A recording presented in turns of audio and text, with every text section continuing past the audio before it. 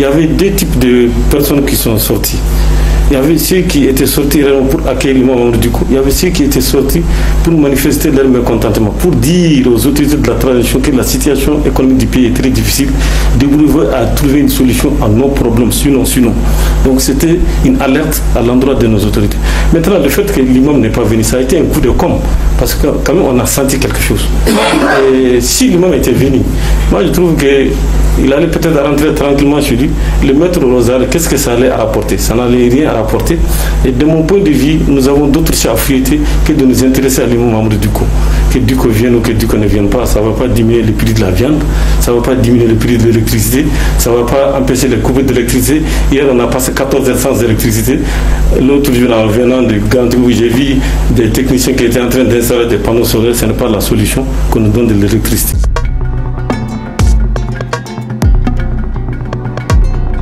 Nous revenons donc au débat et nous allons parler justement de ce faux vrai retour de l'imam Mamoudou Dicko. Et Badi Aïdara, quelle est votre lecture de ce retour qui n'a pas eu lieu finalement?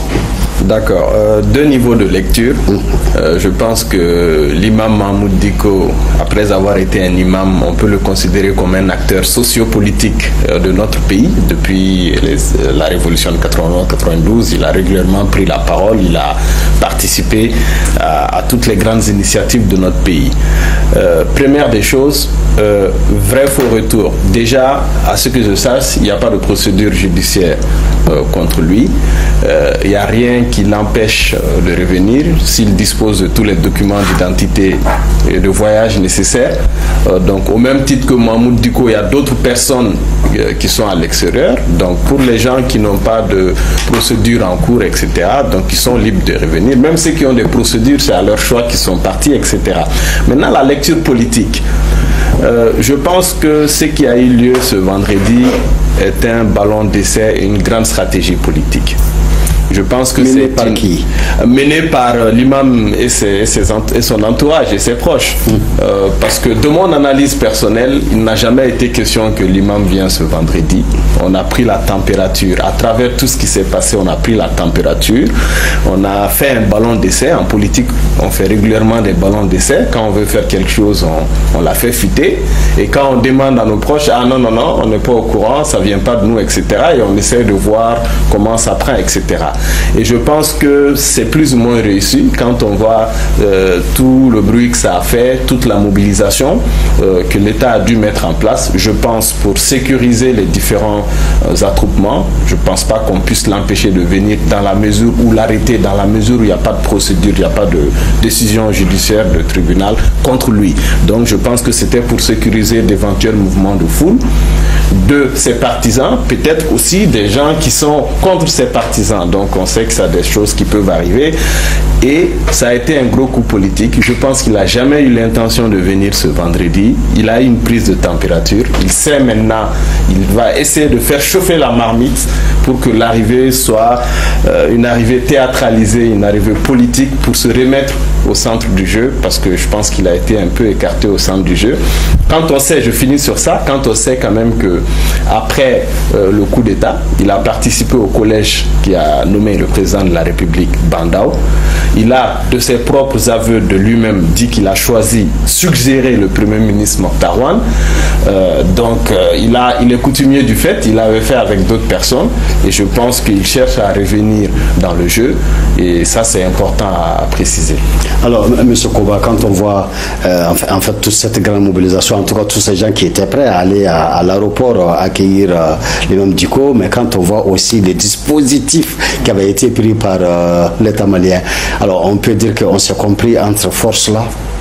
Non, on peut dire que l'État a mis de l'eau dans les gaz. Une façon de prévenir tout débordement au cas où l'imam venait. Mais heureusement que l'imam n'est pas venu. Parce que l'État a fait ça, peut-être c'est pour éviter les débordements, les dérapages. Et il faut dire que l'atmosphère était aussi chargée d'électricité. Parce qu'il y avait deux types de personnes qui sont sorties. Il y avait ceux qui étaient sortis pour accueillir l'imam Mamadou Dicko. Il y avait ceux qui étaient sortis pour manifester leur mécontentement, pour dire aux autorités de la transition que la situation économique du pays est très difficile, débrouiller à trouver une solution à nos problèmes, sinon. Donc c'était une alerte à l'endroit de nos autorités.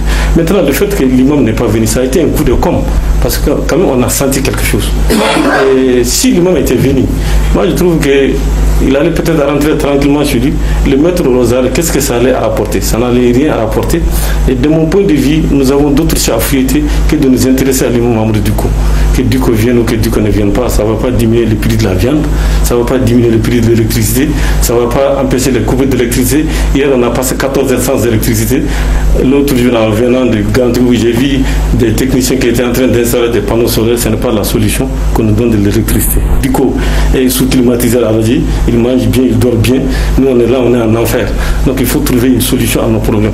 Que Dicko vienne ou que Dicko ne vienne pas, ce n'est pas là le problème. Maintenant, ce que je vais ajouter, Dicko est un religieux, c'est un homme politique. Donc, sur le plan politique, c'est quelqu'un qui est futé, c'est un stratège. Donc, c'était une manière aussi de dire, je suis toujours là, ma capacité de nuisance est toujours là, faites attention à moi. Donc, capacité de nuisance. Comment ça, quelle capacité de nuisance ici? La capacité de nuisance, c'est quoi? Et il y a certains qui sont sortis pour l'accueillir. Maintenant, s'il était venu et qu'on tire quelques gaz lacrymogènes et que ça déborde, ses partisans peut-être vont essayer de le protéger pour qu'on ne l'arrête pas.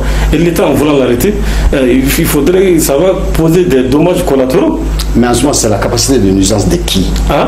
C'est la capacité de nuisance de l'imam Dicko, parce que pour être venu dans son pays. Pour être venu dans son pays. Il doit venir. Non, il doit venir. C'est ce que je dis. Son droit, il a le droit de venir, même si on lui a retiré son passeport diplomatique, il a le droit de venir. S'il n'y a rien contre Aïdara l'a dit, il n'y a pas d'antécédent judiciaire contre la sécurité.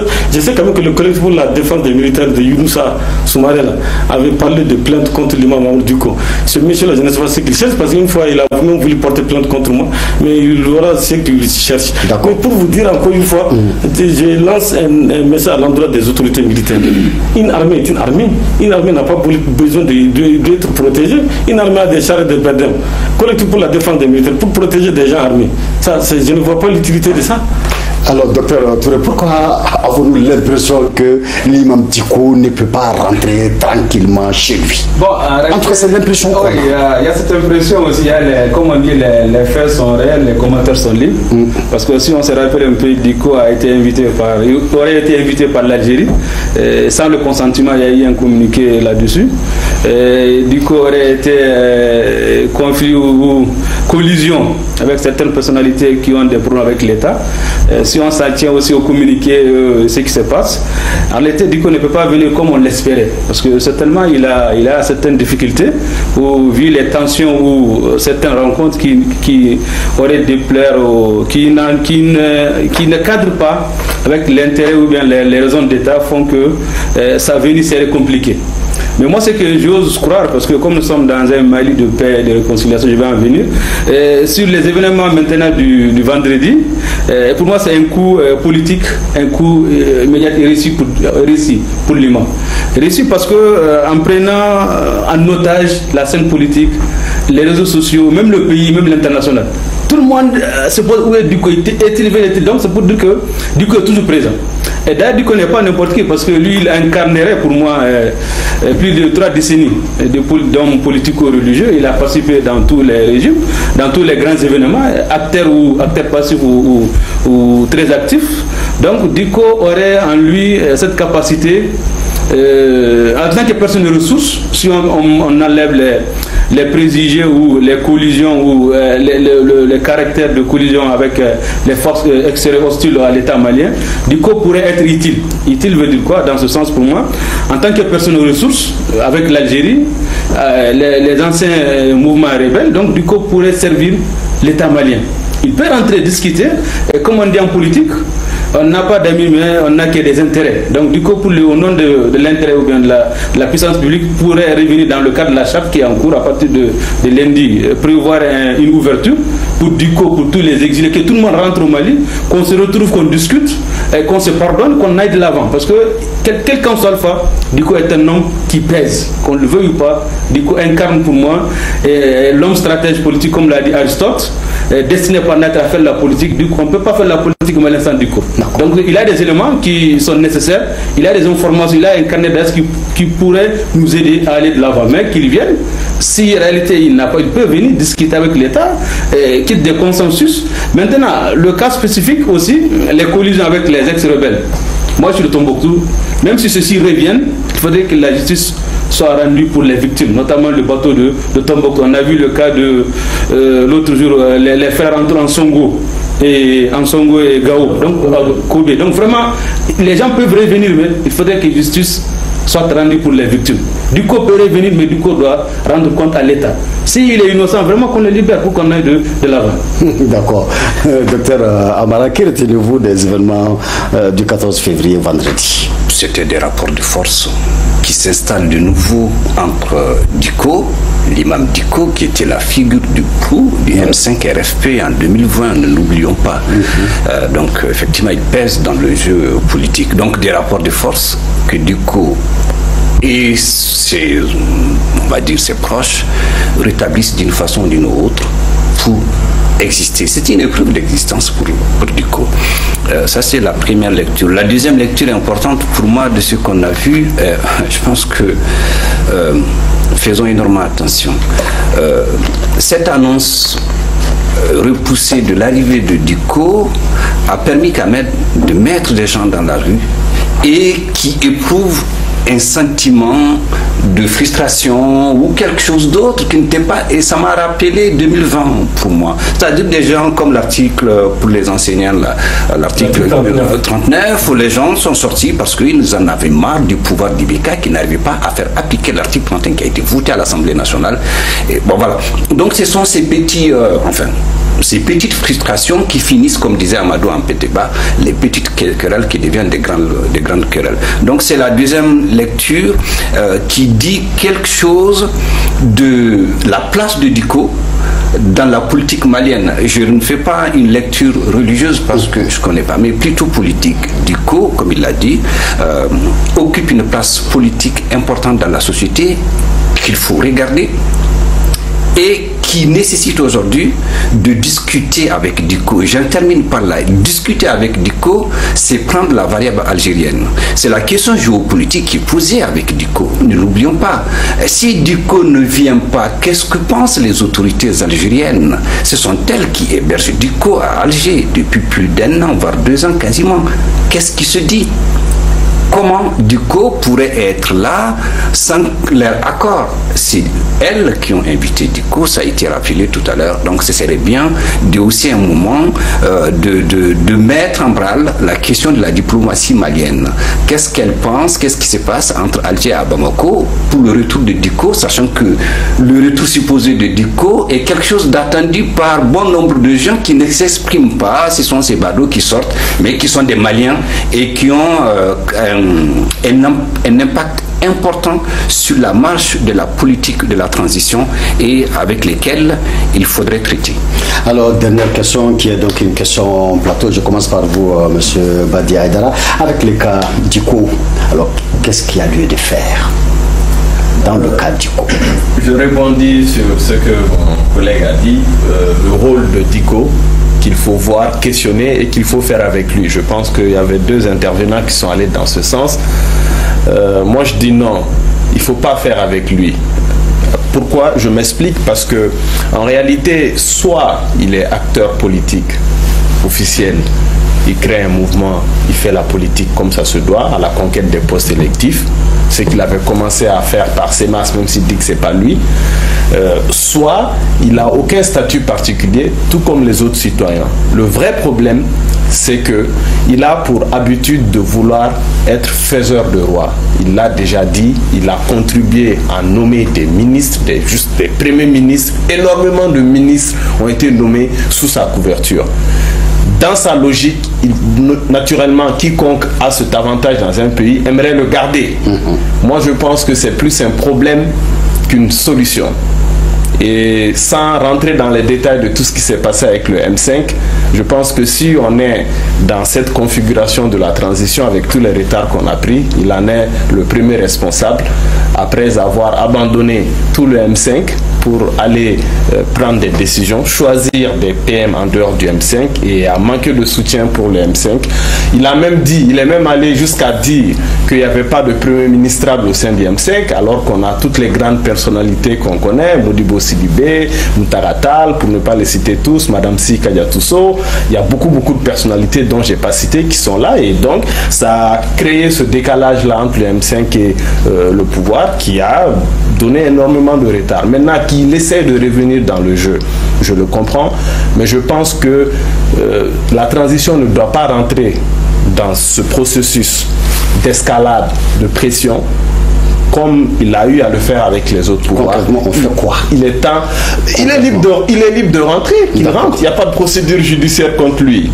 D'accord, merci M. Badiaïdara. M. Badoukoba. Oui, les alliances politiques se terminent toujours à ballon de baudruche. Ça, c'est une réalité. Nous savons tous que Duc a participé à la chute d'Ibeka. Duc l'a toujours dit, il a clamé au fer. J'ai participé à l'élection des présidents, j'ai participé à la chute des présidents. Et depuis 1991, ils l'ont rappelé, Duco fait partie de l'arène politique, quoi qu'on dise, même s'il a la casquette de religieux, c'est quand même un leader politique. Et lui-même, il se réclame de cela. Il a l'habitude de dire que rien n'empêche à un religieux de faire la politique. Et c'est pour cette raison qu'il a toujours fait la politique. Et en son temps, Ibeka lui avait dit de s'écarter. S'il s'écarte entre lui et les politiciens, il va les écraser.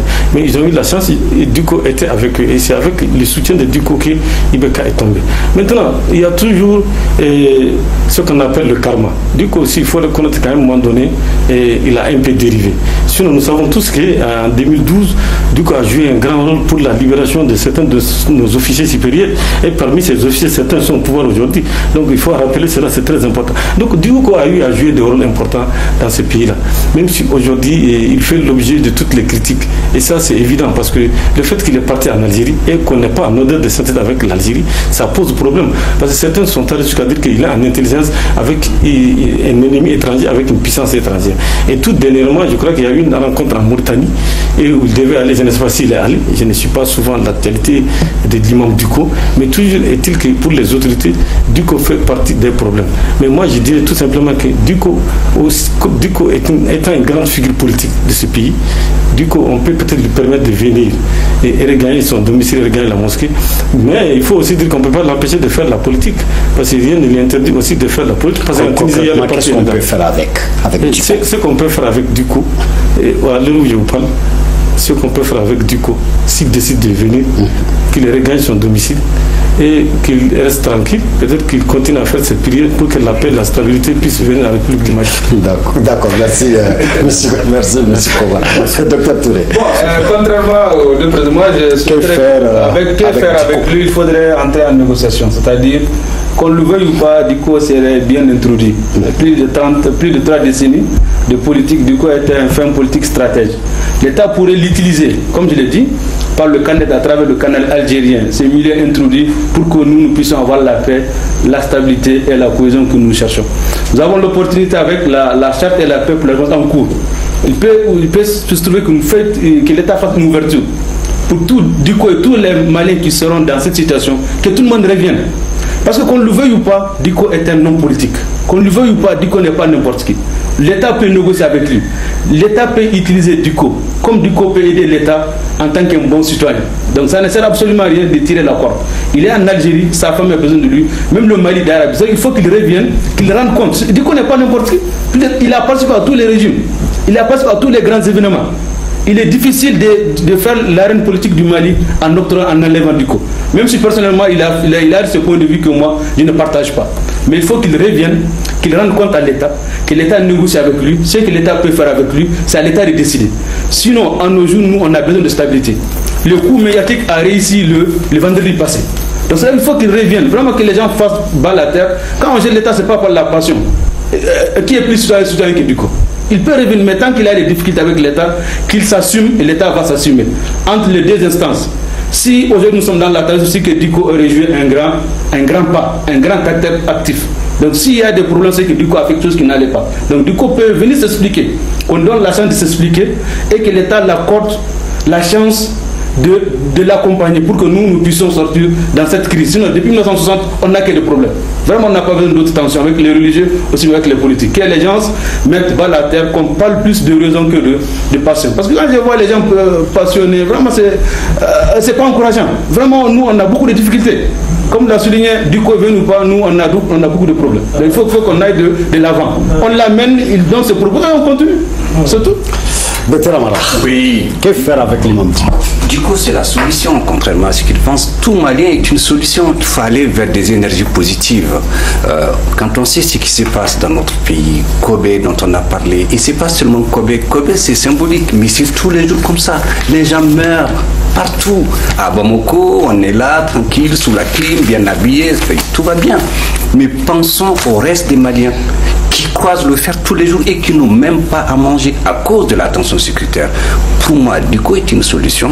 Ce serait bien que les autorités, comme il l'a dit, en fait, retrouvent la possibilité de faire rentrer Diko et de le prendre comme un acteur important en dégageant un cadre bien clair pour qu'il serve le Mali. C'est un Malien comme un autre, au-delà de son aspect imam religieux. C'est un Malien qui est censé contribuer à faire la paix, comme nous tous. On est là pour faire la paix. Les gens ont énormément souffert de ce qui se passe et ça fait extrêmement mal. Ici, dans cela, on parle sans problème. Mais voyons les Maliens comme étant des facilitateurs, des solutions pour changer. Nous qui sommes là, c'est pour moi la voie que nous devons porter. Il faut faire la paix pour ce pays. Merci, docteur Amara.